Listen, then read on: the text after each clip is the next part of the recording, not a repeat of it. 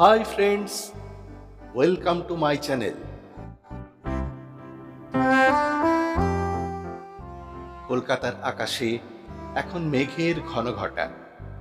এমনই এক পড়ন্ত বিকেলে সিদ্ধান্ত হলো বেরিয়ে পড়ব পরদিন সকালে।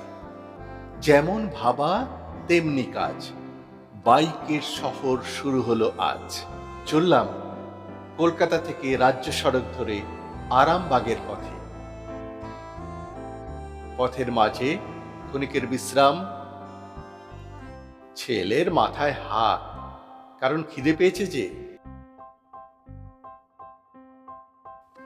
প্রকৃতি এবার বদলাতে শুরু করেছে।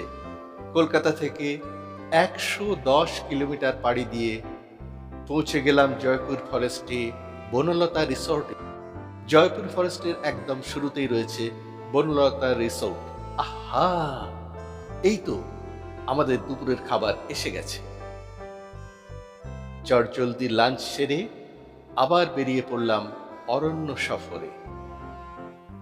সাধারণত যারা ভ্রমণ করেন তারা শীতকালে বেরোতেই ভালোবাসেন, কিন্তু আমি মনে করি বর্ষায় অরণ্য প্রকৃতির যে রূপ, যে সবুজের আভা, তা কিন্তু অন্য সময়ে পাওয়া যায় না। দিগন্ত বিস্তৃত অরণ্য, তার ওপরে বর্ষার মেঘ, কি অপরূপ, তাই না? আর এর মাঝখানে যদি অরণ্যের পথে একটু হাঁটাচলা করা যায়, তাহলে মন্দ কি?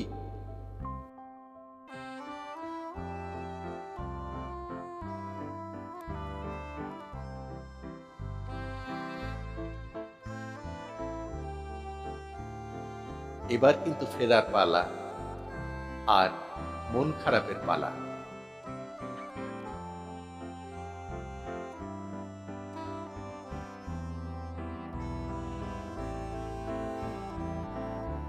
সূর্য বসেছে পাটে,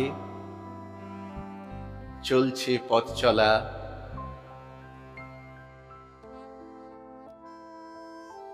অস্তগামী সূর্যের আভায় চারিদিক উদ্ভাসিত।